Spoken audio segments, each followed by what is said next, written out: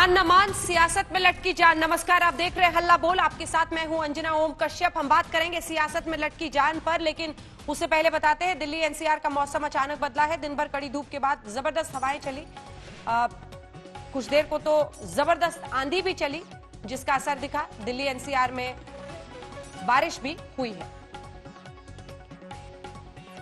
ये तस्वीर आप देख रहे हैं, जबरदस्त आंधी चली और कुछ देर को जैसे दिल्ली एनसीआर में हर कोई घर के अंदर सिमट कर रह गया। मौसम आप देख ही रहे हैं, अचानक धूल भरी आंधी और उसके बाद जबरदस्त तेज बारिश।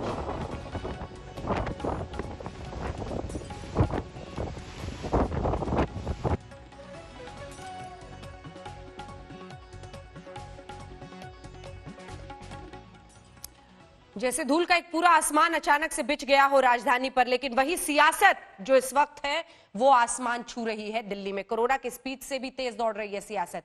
कांग्रेस के अध्यक्ष सोनिया गांधी ने मनरेगा को लेकर सरकार को नसीहत दी, बीजेपी ने पलटवार किया। केंद्रीय मंत्री रविशंकर प्रसाद ने सोनिया गांधी को याद दिलाया कि यूपीए सरकार के वक्त मनरेगा में कई खामियां थी। इस बीच राहुल गांधी ने चीन को लेकर मोदी सरकार पर निशाना साधा, तो बीजेपी ने कांग्रेस के पूर्व अध्यक्ष को नसीहत दी।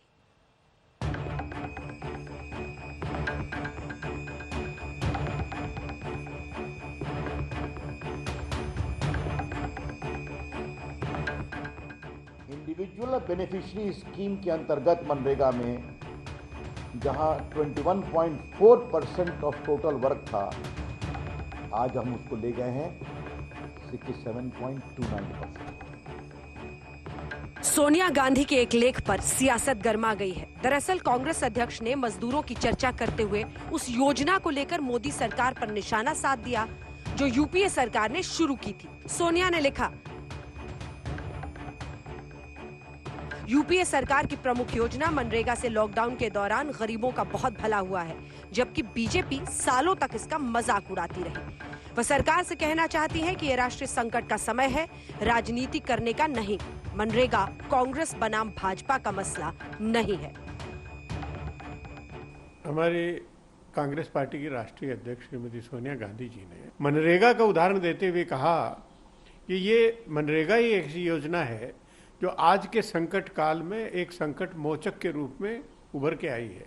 अब देखिए मनरेगा की बात, तो सीएजी की रिपोर्ट नंबर 6 ऑफ 2013 में लिखा हुआ है कि 7, 8 और 11, 12 में 2252 करोड़ रुपए खर्चा हुए इनएडमिसिबल वर्क पर, जो नहीं होने चाहिए थे। और हमारी सरकार ने क्या किया कि आज मनरेगा का सारा पेमेंट सीधा बैंक अकाउंट में जाता है। बात निकली तो दूर तलक गई। सोनिया गांधी से यूपीए सरकार के कामकाज को लेकर भी सवाल हुए और फिर लॉकडाउन के विरोध को लेकर भी कांग्रेस पर हमला हुआ। पंजाब की सरकार ने सबसे पहले लॉकडाउन क्यों लगाया और अभी भी 30 तक लगा रखा है? कर्फ्यू लगाते हैं वो। राजस्थान, महाराष्ट्र, तो क्या राहुल गांधी जी हम मान के चलें कि आपके मुख्यमंत्री आपकी बात नहीं सुनते, या आपका आर्गुमेंट इतना हल्का होता है कि उसको वो इग्नोर कर देते हैं? कोरोना फुल स्पीड में है तो सियासत की स्पीड भी कहां कम है। केंद्र सरकार ने विपक्ष को चुन चुन कर जवाब दिया। चीन के मसले पर बयान के लिए राहुल गांधी को भी घेरा। लाल आंख दिखाने का वादा करने वाली भाजपा सरकार आज चीन मुद्दे पे आंखें चुराए बैठी है, आंखें मूंद के बैठी है और लाल आंख श्री राहुल गांधी और विपक्ष को दिखा रही है, क्योंकि विपक्ष एक भाजपा की कमजोर राष्ट्रीय सुरक्षा और विदेश नीति के पर्दा फाश कर रहा है। राहुल गांधी को इतनी तो समझदारी होनी चाहिए कि चीन के साथ सामरिक संबंधों पर ट्विटर से सवाल नहीं पूछा करते। कम से कम चुनौती भरे मामलों में, विदेश नीति में, क्या वो खुलकर इस तरह से सवाल पूछना उनका लाजिमी है क्या? दरअसल राहुल गांधी चीन के साथ ताजा विवाद को लेकर लगातार ट्वीट कर रहे हैं। सबसे पहले उन्होंने रविवार को अमित शाह की टिप्पणी पर शायराना अंदाज में ट्वीट किया था।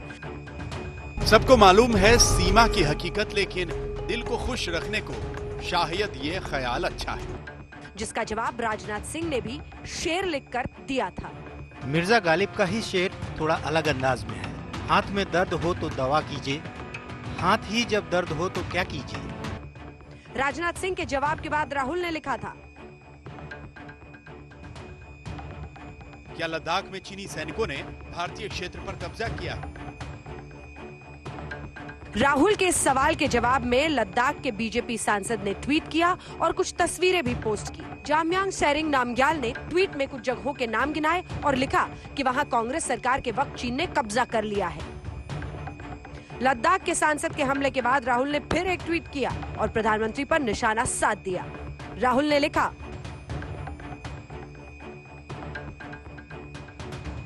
चीनी घुस आए और लद्दाख में हमारी जमीन कब्जा कर ली। इस बीच पीएम बिल्कुल चुप हैं और सीन से गायब हो गए। कोरोना संकट में बीजेपी और कांग्रेस के बीच खींचतान चरम पर है। लगातार वार किए जा रहे हैं तो दनादन पलटवार भी है। आज तक ब्यूरो। आइए चर्चा की शुरुआत करते हैं। सैयद शाहनवाज हुसैन साहब पूर्व मंत्री भारत सरकार के, मौजूदा राष्ट्रीय प्रवक्ता भारतीय जनता पार्टी के हमारे साथ चर्चा में जुड़ गए हैं। हमारे साथ अजय आलोक जी जेडीयू के नेता जुड़ गए हैं। हमारे साथ अनुराग भदौरिया जी प्रवक्ता समाजवादी पार्टी के। बहुत दिनों बाद मिस्टर भदौरिया आप प्रकट हो रहे हैं आज तक पर हल्ला बोल में, स्वागत है आपका। दिलचस्प होगा चर्चा में देखना कि आज इतने दिन बाद जब आप जुड़े हैं क्या कहते हैं। शाहनवाज हुसैन साहब, कोई टीवी देखे, आपके मंत्री जी को सुने, राहुल गांधी को सुने तो कोरोना भूल जाए। मतलब राजनीति की रंगत अब इस देश में ऐसी हो गई है कि देश में लोग मर रहे हैं, अस्पतालों की क्या तैयारी हो नहीं हो वो सब पीछे छूट गया है। अब तो बस आप लोगों की राजनीति की रंगत को ही लोग देखें और भूल जाए कि क्या संकट है। देखिए, हमारे लिए, नरेंद्र मोदी जी के लिए ये जो राजनीति है ये इबादत है और इनके लिए सियासत है। ये लोग सिर्फ सियासत कर रहे हैं। इनको, क्योंकि इनकी राजनीति खत्म हो चुकी है तो कोरोना के कंधे पर बैठकर सवारी कर रहे हैं।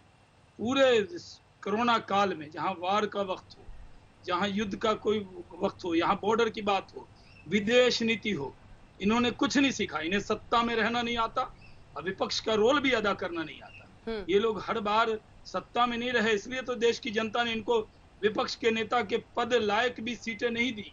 अटल बिहारी वाजपेयी जी को याद कीजिए, जब देश संकट में था तो वो विपक्ष के नेता होके गए थे यूएन के अंदर। सलमान खुर्शीद डिप्टी लीडर थे और जाकर कश्मीर पर पाकिस्तान से दो हाथ किया था, क्योंकि सवाल राजनीति का नहीं था, देश का सवाल था। नरेंद्र मोदी जी के लिए व्यक्ति से बड़ा दल और दल से बड़ा देश है।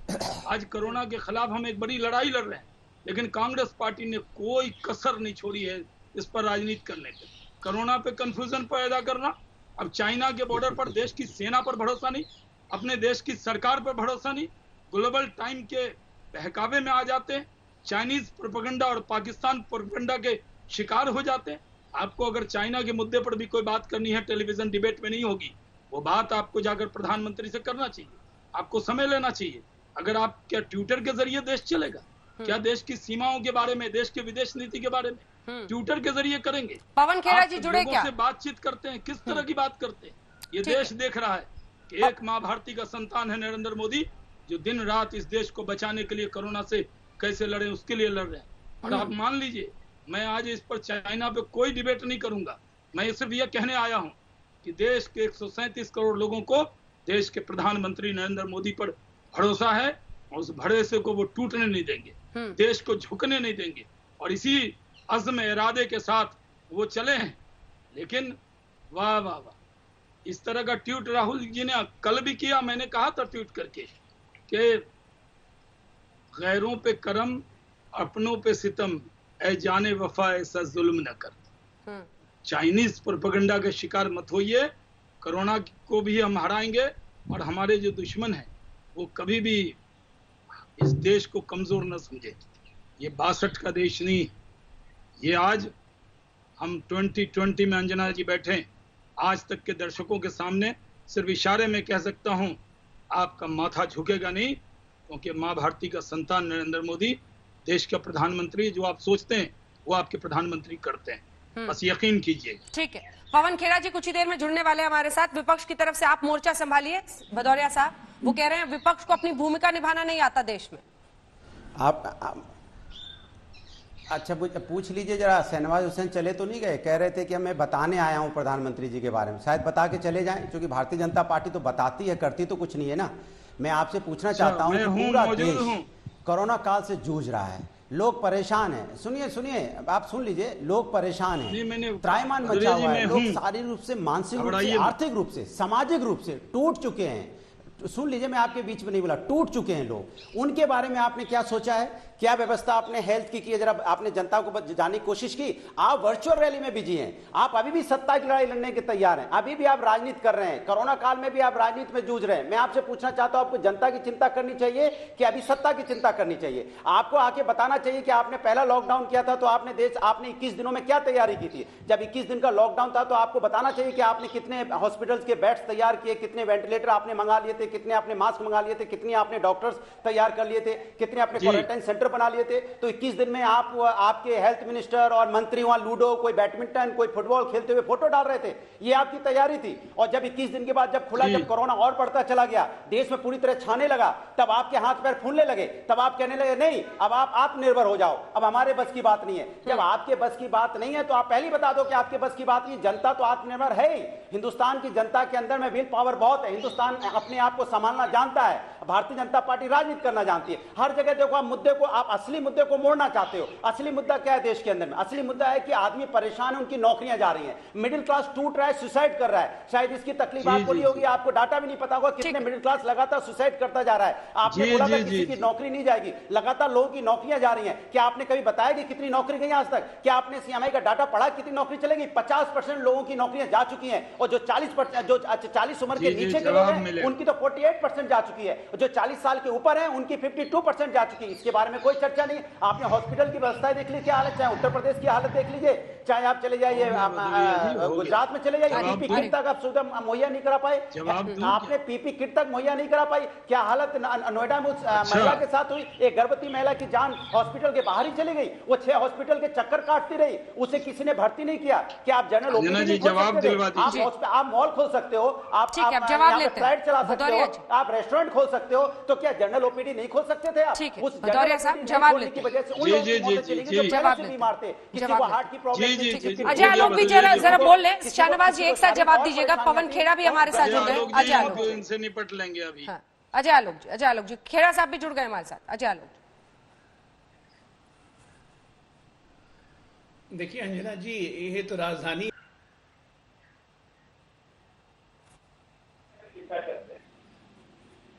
इसका मतलब कि जनता की चिंता करने की सारा जिम्मेदारी हमारी है, इसलिए क्योंकि हम सत्ता में, सही बात है, सत्ता में है कि जनता की चिंता कर। आप विपक्ष में कि आपने जनता की कभी चिंता नहीं की, आज तक सारी ऊर्जा बर्बाद की हम तक वृक्षारोपण करने में, जब से ये कोरोना काल शुरू हुआ 24 मार्च के बाद।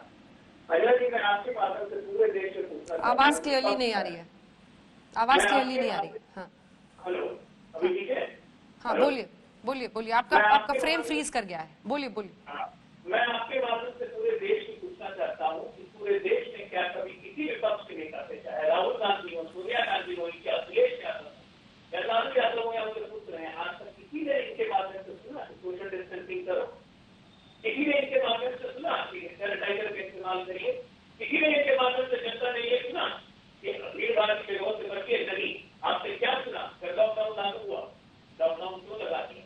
उसके बाद जब लॉकडाउन बढ़ाया गया, लॉकडाउन क्यों बढ़ा दिया? नौकरी का क्या होगा? प्रवासियों का क्या होगा? सरकार ये नहीं कर रही है, सरकार वो नहीं कर रही है। जनता के लिए कोई एडवाइस नहीं की, सरकार कभी नहीं कर रहे, आज भी वही कर रहे हैं, बहुत नया काम कर रहे हैं। तो इनको तो लोग कह चुका है और जनता से इनका नाता टूटते जा रहा है, और पूरा नुकसान किया बहुत जल्दी समय आने वाला है। ठीक है, मैं फिर से आपको कनेक्ट कराती हूँ क्योंकि आपका फ्रेम फ्रीज कर गया है, आवाज बहुत कट के आ रही है। पवन खेड़ा साहब जवाब दीजिए उनकी बात का। वो कह रहे हैं एक सकारात्मक आपने सुझाव नहीं दिया, सिर्फ सरकार जब ऐसे संकट की घड़ी में काम कर रही है तो टांग खींचने में लगे हुए हैं, ये उनका आरोप है। और उससे पहले शाहनवाज जी को भी सुन लीजिए, वो कह रहे थे कि विपक्ष को अपनी भूमिका निभाना ही देश में नहीं आता। अंजना जी, शायद मेरा वीडियो नहीं आ रहा, शाहनवाज जी से पूछ लीजिए। चेहरा तो वैसे भी मेरा मासूम है, क्या मेरी आवाज से काम चल जाएगा उनका? चल जाएगा। आपकी आवाज भी मासूम। शाहनवाज जी तो दिल्ली की ठंडी हवा में बाहर टेरेस पे बैठ गए हैं। बोलिए। दिल्ली सरकार बिजली चली गई है। मैंने सुना नहीं अजय आलोक जी को, लेकिन आप कह रही हैं कि वो कह रहे हैं हमने कोई सकारात्मक में बैठा हूँ, तो एक के बाद एक जो चिट्ठियां लिखी और जिन पर पालन भी किया, मैं इस बात को मैं जरूर मानूंगा कि प्रधानमंत्री जी ने इस बार थोड़ा सा अपना अहंकार साइड में रखा और कई बातें मानी, नरेगा वाली बात मानी, आरबीआई की जो लिक्विडिटी पुश की बात मानी, रेंट और EMI की बात मानी, हमारे कई सुझाव माने। शायद अजय आलोक जी ने वो पत्र नहीं पढ़े होंगे, अवलोकन के लिए उनको भी भेज देंगे। हो सकता है नरेंद्र मोदी जी शेयर नहीं करते होंगे अपने अलाइज के साथ कि क्या क्या पत्र आ रहे हैं, लेकिन ये तो पब्लिक डोमेन में है, आपने पढ़े होंगे। सोनिया जी की भी चिट्ठी है, जयराम रमेश जी की है, चिदम्बरम साहब की है, राहुल गांधी की है, ये तमाम चिट्ठियां हैं और उन पर बिल्कुल कई चीजें, कई हमारी उन्होंने जो सुझाव थे वो मान भी लिए हैं। अजय आलोक जी शायद आपको इन्होंने नहीं बताया। अब बात करें शाहनवाज भाई की, तो शाहनवाज भाई जब आप विपक्ष में होते हो, राजनाथ सिंह जी तो बड़ी प्रश्न पूछते थे कि चीन की सेना वापस गई, आपकी सेना वापस क्यों हो गई। ये अभी 5 साल भी नहीं, 6 साल हुए हैं। 2013 में राजनाथ सिंह जी, अमित शाह जी, मोदी जी, स्मृति ईरानी जी, आपका ट्वीट तो नहीं देखे, लेकिन इन 4-5 के तो ट्वीट मैं भी आपको भेजे देता हूँ आपके व्हाट्सएप नंबर, एक के बाद एक ट्वीट। बताइए चाइना की सेना कहाँ तक आई। अरे जब आप पूछ सकते हैं तो क्या हम पूछे भी नहीं। और ये तो कमाल की परिभाषा है अंजना ओम कश्यप जी। अगर हम पूछ रहे हैं कि देश की कितनी जमीन पे चीन का कब्जा हुआ, तो हम तो देशद्रोही हो गए। जो बात को छिपा रहे हैं और कह रहे हैं चीन ने कब्जा ही नहीं किया, वो देशप्रेमी हो गए। यही डोकलाम में किया इन लोगों ने। अरे भाई जीत गए। कहां से जीत गए? डोकलाम में पक्के स्ट्रक्चर बनने शुरू हो गए हैं। आप कितना झुकोगे चीन के आगे? हम शाहनवाज जी इसका जवाब देना चाह रहे हैं।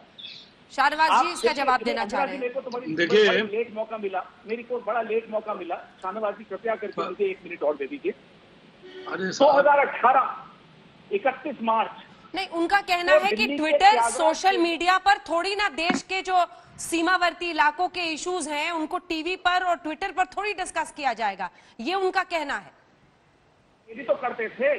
इनके 4 ट्वीट तो मैं मोदी जी के और अमित शाह जी के, स्मृति ईरानी जी के, राजनाथ सिंह जी के और क्या नाम है उनका, रविशंकर प्रसाद जी के 5 ट्वीट तो मैं अभी भेज देता हूँ, अभी का अभी भेज देता हूँ कि चीन की सीमा पर क्या हो रहा है, अरुणाचल में कैसे आ गए, यहाँ कैसे आ गए, फला हो गया, ढिकना हो गया, सब आप पूछे तो कोई बात नहीं। शाहनवाज जी और हम तो 1 सेकंड जी मैं जवाब दे देता हूँ। हम तो सुषमा स्वराज साहब हो गया है जी को बुलाते थे बाकायदा, लीडर्स ऑफ ऑपोजिशन को हम बाकायदा बुलाते थे, उनको विश्वास में लेते थे, उनसे सुझाव लेते थे। ठीक है, वो कह रहे हैं आप लीडर जो विपक्ष के नेता हैं उनको क्यों नहीं कॉन्फिडेंस में लेते?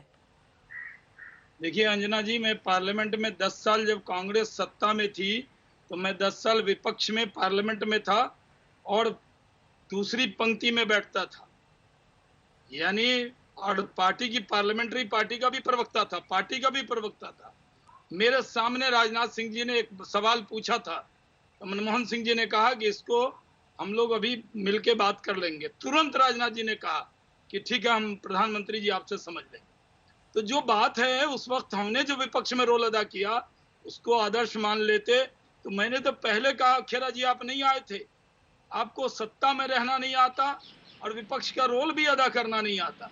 आज आप देश के सवाल पर, ग्लोबल टाइम के सवाल पर, चाइनीज प्रोपेगेंडा के सवाल पर, पाकिस्तानी प्रोपेगेंडा के सवाल पर आप गुमराह मत होइए। आपको अपने सेना पे, सरकार पर, अपने रक्षा मंत्री पर, अपने विदेश मंत्री पर, अपने प्रधानमंत्री पर भरोसा होना चाहिए। वो मेरे ही प्रधानमंत्री नहीं है, ये सरकार मेरी सरकार नहीं है, ये भारत की सरकार है। जी, भारत की सरकार पर भरोसा कीजिए और ट्विटर के जरिए मत कीजिए जनाब। ट्विटर के जरिए ने बात, जैसे राजनाथ सिंह जी ने बातचीत किया था मनमोहन सिंह जी से, उसी उनके चेंबर में जाकर आप समय लीजिए प्रधानमंत्री जी से। अगर आपके दिल में कोई खदशा होगा, हम जरूर आपकी खदशे को दूर करेंगे। अगर आपको दिक्कत है तो राहुल गांधी जी और सोनिया जी टेलीफोन कर लें रक्षा मंत्री जी को। आप टेलीविजन पे प्रवक्ता हैं, आप ज़हीन आदमी, आप आगे कह दीजिए कि हमने फोन का जवाब रक्षा मंत्री जी ने नहीं दिया। लेकिन क्या बात है, कोरोना के कंधे पर भी सियासत, चाइना के मुद्दे पर भी सियासत, काम कर रहे हैं इस पर भी सियासत। अरे साहब, आप अपने आपकी आइडियोलॉजी पर अगर सियासत नहीं हो रही है, कम से कम इस विषय पर सियासत मत कीजिए। दल से बड़ा देश होता है। ठीक है, पवन जी जवाब दे रहे हैं इसका। ठीक है पवन जी, 6 अगस्त 2013 को नरेंद्र मोदी जी का ट्वीट है, from China's intrusion to Pakistan ambushes. और बताएं आपको, तेजस्वी सूर्या आपके ही कोई नेता है, 26 फरवरी 2014। और बताएं आपको, नरेंद्र मोदी जी का 8 फरवरी 2014, स्मृति ईरानी का 15 जुलाई 2013, अमित मालवीय तो चलो खैर आप उसको कुछ नहीं मानते तो उसके लिए क्या बोले, लेकिन आप कह रहे हैं हम रक्षा मंत्री जी से पूछ लें। आप लोग ट्विटर पे दनादन पूछे चले जाते थे और अब कह रहे हैं भरोसा रखिए। हमें सेना पर तो पूरा भरोसा है, आप पर भरोसा माफ कीजिएगा बड़ा मुश्किल हो जाता है। कल तक तो कह रहे थे कि चीन की सेना आई ही नहीं, आज कह रहे वापस जा रही है। अरे जो आया ही नहीं वापस कैसे जा रहा है साहब? कम से कम इतना तो देश को मूर्ख मत बनाइए।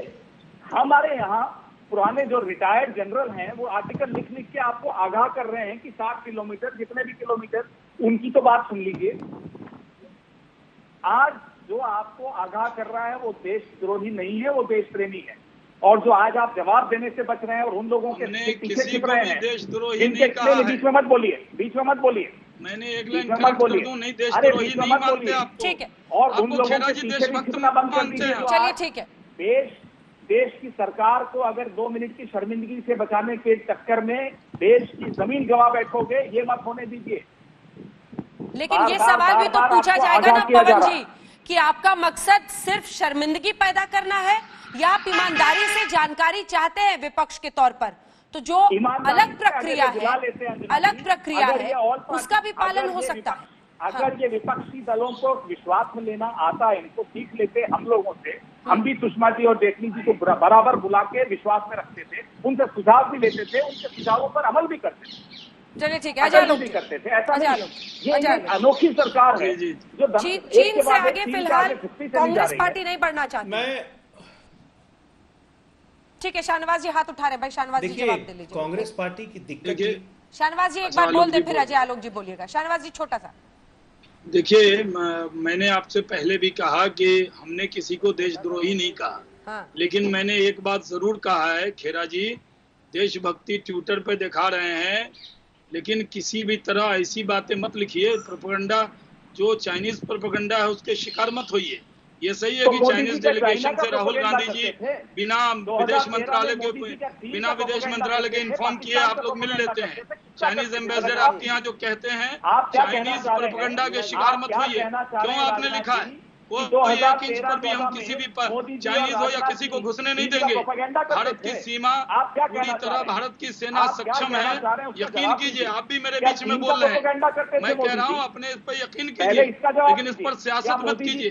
आप अपनी बारी में बोलिए, सबकी आवाज नीचे कर दीजिए। देखिए, मैं एक बार फिर से रिक्वेस्ट कर रही हूँ, प्लीज अपनी अपनी बारी में बोलिए। शाहनवाज जी अपना जवाब खत्म कीजिए, प्लीज खत्म कीजिए अपना जवाब। मैं कह रहा हूँ कि अपने देश की सेना पर, सरकार पर भरोसा कीजिए, चाइनीज प्रोपेगेंडे का शिकार मत होइए। मनरेगा के मामले में भी अगर मैं कह दूं कि आपके वक्त में मनरेगा में भ्रष्टाचार युक्त था, हमने भ्रष्टाचार मुक्त किया है और हम उसको भी चला रहे हैं। हम कोरोना से एक बड़ी लड़ाई लड़ रहे हैं। भदौरिया जी ने एक बात कही थी जो जवाब दे दूं कि 18 दिन में पीपीई किट कितना बनाया, N95 मास्क कितना बताया। तो भदौरिया जी, जब लॉकडाउन किया था हमने तो एक नहीं बनता था। आज हम आत्मनिर्भर हो गए, मास्क हम बना रहे हैं, पीपीई किट हम बना रहे हैं। आपके यहाँ पे 19,000 ट्रेनें खड़ी रही, लाखों मजदूर पैदल चलता रहा, हजारों किलोमीटर पैदल भेजने का ठीक है, शाहनवाज जी जवाब सुनिए।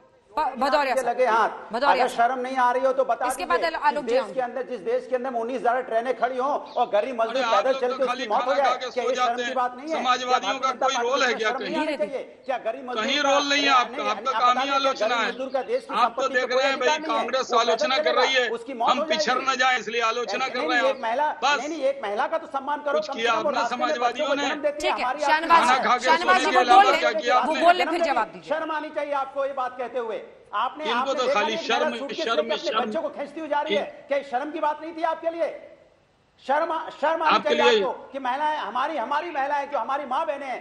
अंजना जी, इनको शर्म बोलते बोलते भी शर्म नहीं आ रही। आपकी सिविंदर रानी भी नहीं बोलेंगी, आपकी गांधी जी भी नहीं बोलेंगी। अंजना जी, इनको इतनी हिमाचल में अगर गाय का समाजवादियों को शर्म नहीं आई। उत्तर प्रदेश में आपने कोई रोल अदा नहीं किया। पार्टी की सरकार होगी, अगर वहाँ महिला की हत्या हो जाए, अगर किसी गौ की हत्या हो जाए तो आप एकदम चुप्पी साध लेंगे। अगर जहाँ बीजेपी की सरकार नहीं, वहाँ अगर गाय के साथ कुछ हो जाएगा तो गाय माता हो जाएगी। आपके लिए पहले तय कर लीजिए कि भारतीय जनता पार्टी की सरकार में गाय माता है कि नहीं है, या विपक्ष की सरकार में गाय माता है। पहले तय कर लीजिए, उसके बाद बात कीजिए।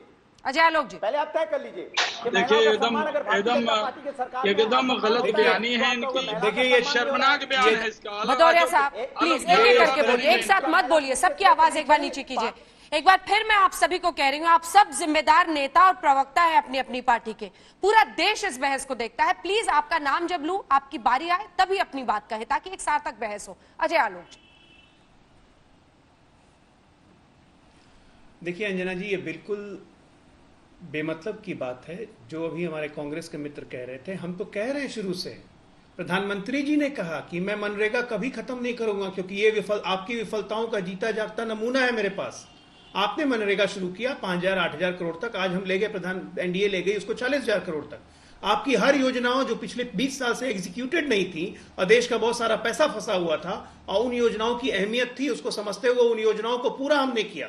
हम तो आपके काम का क्रेडिट ले रहे हैं साहब, जो आपने नहीं किया आपकी विफलता हमारी सफलता है। जीएसटी आप लेके आए, लागू हमने किया। ओआरओपी आपका कॉन्सेप्ट था, लागू हमने किया। सलमा डैम अफगानिस्तान का लागू हमने किया। बोगीबील झील आसाम का लागू हमने किया। आपको किसने रोका था नहीं करने? नवी मुंबई एयरपोर्ट हमने बनाया, कॉन्सेप्ट आपका था। Lucknow metro, Bangalore metro, concept आपका था, बनाया हमने।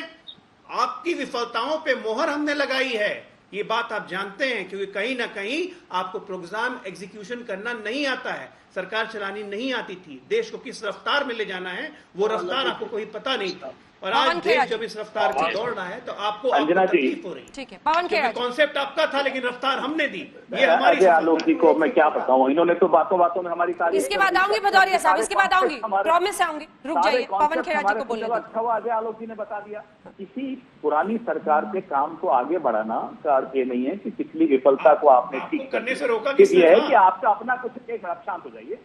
एक ओरिजिनल आइडिया था मोदी जी का पिछले 6 साल में, उसमें हम आरोप नहीं लगाएंगे कि कांग्रेस का कुछ था, वो चुरा लिया, कुछ नहीं।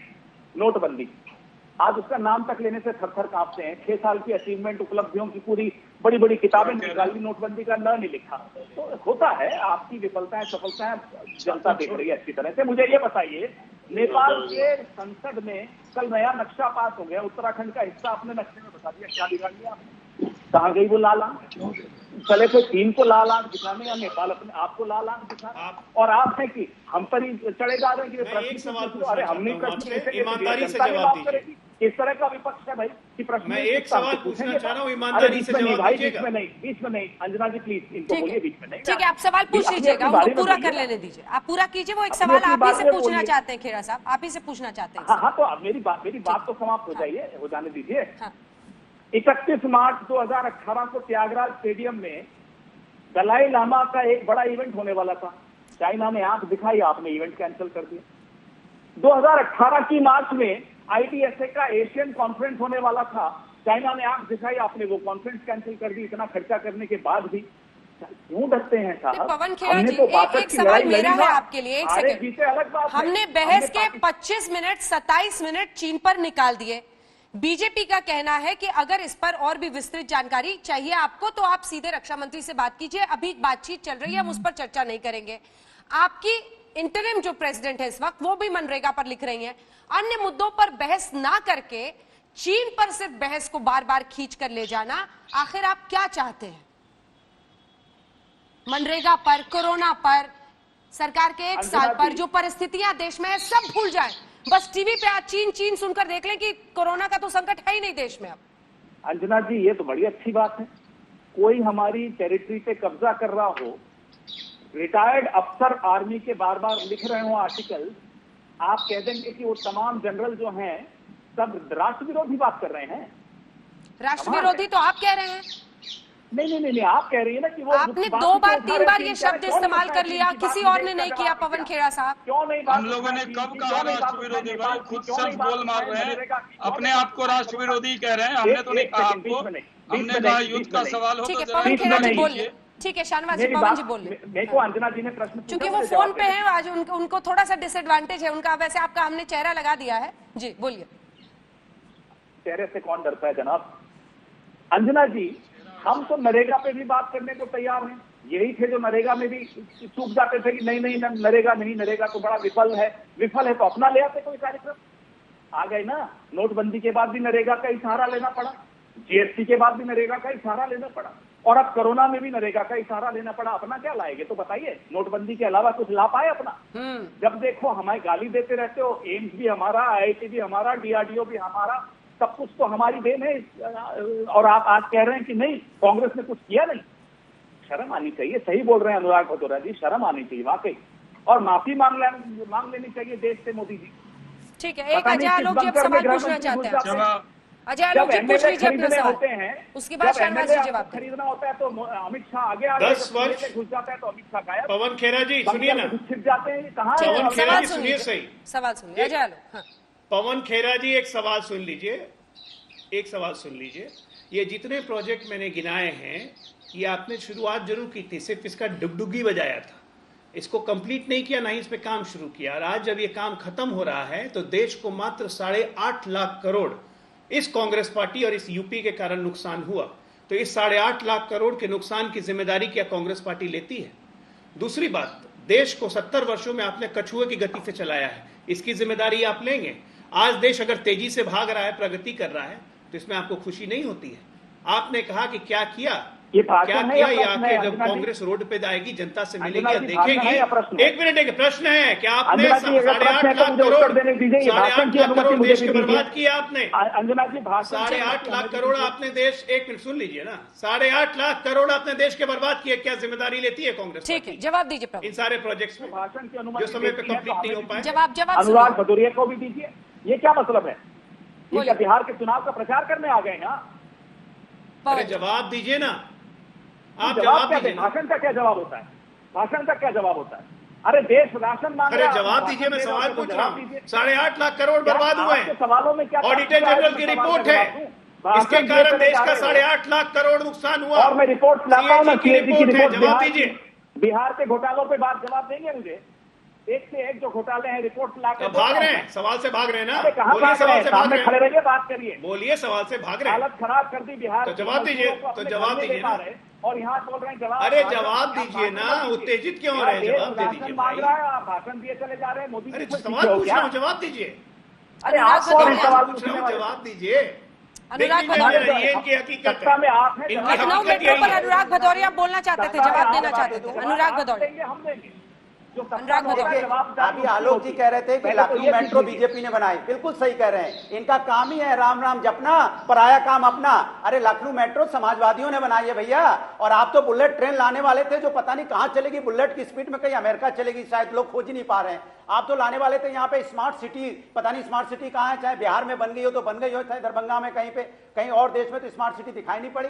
आप तो बनाने वाले थे देश के अंदर में हर साल 2 करोड़ रोजगार देने की बात कर रहे थे, कहाँ है भैया? लोग तो अपने घर वापस चले गए। अब आप कह रहे हो मनरेगा के हिसाब से देंगे। मैं कहता हूं आपने रोजगार के लिए, देश के लिए क्या सोचा? आपने अर्थव्यवस्था को बोला था कितना 5 ट्रिलियन इकोनॉमी बनाएंगे। अरे भैया आपने तो नेगेटिव जीडीपी लेके आ गए। क्या किया आपने देश के साथ? देश को आपने ऐसा भगाया है कि लोग अपने आप से भागने लगे हैं, लोग मौत की गोदी में जाने लगे हैं, लोग आत्महत्या पे मजबूर हो गए। जरा उठा के तो देखिए देश की हालत क्या है। आप देश के बारे में बात नहीं कर सकते, आप सिर्फ धर्म की बात कर लो, या आपके पास 4 ही पॉइंट होते हैं, धर्म की बात कर लो, नफरत की बात कर लो, पाकिस्तान की बात कर लो, कभी इधर की बात कर लो, कभी उधर की बात कर लो। आप हेल्थ व्यवस्था पे बात नहीं करेंगे जो कोरोना में लोग जूझ रहे हैं, आप उनकी बात नहीं करेंगे। जो लोग रास्ते में चलते चलते जिनकी मौत हो गई उनके बारे में क्या सोचा, नहीं आप बोलोगे। आप नहीं बोलोगे कि जो लोग बेचारे बेवजह इस आपकी गलती की वजह से बेवजह मारे गए, उनके परिवार का क्या होगा, उनके बच्चों का क्या होगा, उसके बारे में आप चर्चा नहीं करोगे। आप चर्चा नहीं करोगे कोरोना के जो केसेस बढ़ते जा रहे हैं इसके लिए हम क्या उपाय सोचें, सरकार उसके लिए क्या सोचने वाली, नहीं बोलोगे। आपने लॉकडाउन में वो हालत की देश के अंदर में, चाहे स्पेन हो, जर्मनी हो, यूके हो, इन लोगों ने लॉकडाउन तब किया था जब वहां पे कोरोना केसेस हाई थे। आपने लॉकडाउन तब किया था जब कोरोना केसेस यहां पे 415 थे। ये शर्म की बात नहीं तो क्या है? आपकी प्लानिंग में खराबी है। आप अपोजिशन के साथ बैठना नहीं चाहते, आप किसी से राय लेना नहीं चाहते, आप किसी से मिलकर देश की बात नहीं करना चाहते, आप सिर्फ खुद की बात करना चाहते हो, खुद को हाईलाइट करना चाहते हो कि मैं हूं, मैं से देश नहीं चलता है। देश 130 करोड़ पॉपुलेशन का देश है। जब तक आप सबको लेके नहीं चलोगे तब तक देश का भला नहीं हो पाएगा। देश का भला तभी होगा जब हम सब मिलकर देश को आगे बढ़ाएंगे। और ये आपकी गलती है कि आप अकेले दौड़ना चाहते हो, इसलिए देश पीछे भाग रहा है। देश बहुत तेजी से पीछे जा रहा है क्योंकि आपकी देश के साथ मिलकर नहीं चलना चाहते। शाहनवाज जी जवाब दीजिए। अंजना जी, आज आपने पूरा भदौरिया जी को मौका दिया है, एकदम जी भर के बोले, बहुत दिनों बाद आए हैं। देखिए जी भर के बोले, पहली बार मैंने उनको रुकते हुए देखा है, पहली बार मैंने उनको बोलकर रुकते हुए देखा है। पूरा आपने छूट दे दी, जब थक गए तो खुद ही बैठ गए। तो आज दिक्कत दुश्वारी ये है, जवाब दे दो, छोड़ बहुत दुश्वारी हो गया, शांत हो जाइए, शांत हो जाइए। बात ये है कि पहले तो पवन खेरा जी का भी जवाब दे दूं। खेरा साहब, दिक्कत दुश्वारी ये है कि आपके तो सारी योजना हमारी, आप तो आपका बस चले तो कहो चांद हमारा था, तारा हमारा था, ये सूरज की रोशनी, ये ऑक्सीजन, जितना यूपीए में छोड़ के गए थे वही ऑक्सीजन का उपयोग हो रहा है। ये सब कुछ देश का होता है, ये आपका नहीं था। देश के संसार जिस तरह आपने 50 साल हुकूमत किया, काश ये हुकूमत करने का मौका नरेंद्र मोदी और भारतीय जनता पार्टी को पहले मिला होता तो आज हम चाइना से भी आगे होते, आज हम दुनिया में सबसे आगे होते। जो देश पहले आजाद हुए उनकी हालत आपने हमारी इकोनॉमी को का भट्ठा बैठाया है, आपने उसमें रफ्तार नहीं पकड़ाई, हम लोगों ने रफ्तार पकड़ाई। तो आपकी योजना खराब थी, मनरेगा आपके नाम से था, उसको तो प्रधानमंत्री नरेंद्र मोदी जी ने पार्लियामेंट के फ्लोर पर कहा था कि ये आपकी योजना है, उसको हम चलाएंगे, पहले दिन कहा था। आप लोग ये समझते हो कि आप बहुत अक्लमंद थे और जनता बड़ी बेवकूफ है। जनता ने मोदी जी को दोबारा इसलिए चुना कि वो आपको 2 बार लगातार, जो पार्टी 50 साल हुकूमत में नहीं रही उसको मौका नहीं दिया, विपक्ष के नेता के पद लायक भी सीटें नहीं दी, क्योंकि आप पर कोई यकीन नहीं है। यकीन आप समझते हैं समाजवादी पार्टी यहाँ बड़ी बड़ी बात कर रही, उनको ये पता है। मैंने पहले ओपनिंग रिमार्क में कह दिया, मैं रिपीट नहीं करता हूँ चीजों को। भदौड़िया जी, आप लोग सिर्फ आलोचना के अलावा क्या किया आपने? समाजवादियों ने घर में खाना खा के सो गए, उसके अलावा कोई काम किया आपने? बाद में एक फोटो दिखवा ली, आपने कुछ नहीं किया। आप विपक्ष में थे, अरे सीखते नड्डा जी से, अपने वर्कर को कहा कि अगर जगत प्रकाश नड्डा जी ने कहा अगर 5 लोगों को खाना नहीं खिलाना तब तक भोजन नहीं करना। नड्डा जी ने कहा हम बीजेपी के वर्कर ने 19 करोड़ लोगों की कार्यकर्ता के नाते चिंता की, सरकार ने चिंता की। हम लोगों ने कहा प्रदेश के हिसाब से नहीं बांटा, हमने देखा उत्तर प्रदेश की सीमा के अंदर अगर किसी 5 लोगों को एक वर्कर नहीं खिलाएगा। आप लोग बात क्या करते हो? आप लोग सिर्फ आलोचना करने आ गए। आपकी आलोचना से कुछ होने वाला नहीं, लोगों को मालूम है, आज भी लोगों को भरोसा है। इनको चुप कीजिए ना, ये तो लगातार बोले थे, अब जवाब नहीं सुन रहे हैं ना। अंजना जी, ये तो अब अन्याय कर रहे हैं, ये हमें भदौड़िया जी को रोकिए। अंजना जी, आज आपने आपकी इतनी मेहरबानियों का नाजायज फायदा उठा रहे हैं। भदौड़िया जी, गलत बात है। अंजना जी वो बोल रहे, फिर खेड़ा जी बोलेंगे। हाँ, वो शाहनवाज जी पूरी कीजिए अपनी बात। बोलते जी, मैं कह रहा हूँ कि मैं इनसे कहता भदौड़िया जी शांत हो जाए। मैं आपसे कहता हूं कि हमारे पार्टी के राष्ट्रीय अध्यक्ष नड्डा जी ने कहा तब तक खाना नहीं खाना जब तक 5 लोगों को नहीं खिलाना। हमने 19 करोड़ लोगों को पार्टी के तौर पर चिंता किया, सरकार ने अलग चिंता किया। पार्टी जैसा आपके काम कर रही है, लोग भी काम कर रहे हैं, लेकिन सरकार व्यवस्था से चलती है। ने कुछ नहीं किया, कांग्रेस पार्टी ने कुछ नहीं किया। शाहनवाज जी, सरकार व्यवस्था से चलती है। पवन खेड़ा जी, आपकी आत्मा का प्रयोग नहीं बोलते हुए। पवन खेड़ा भदौड़िया साहब बीच में नहीं, पूरे देश में 80 पवन खेड़ा करोड़ लोगों को देने का काम किया हम लोगों ने। मुझे एक सरकार बात ने का चिंता करने का काम किया।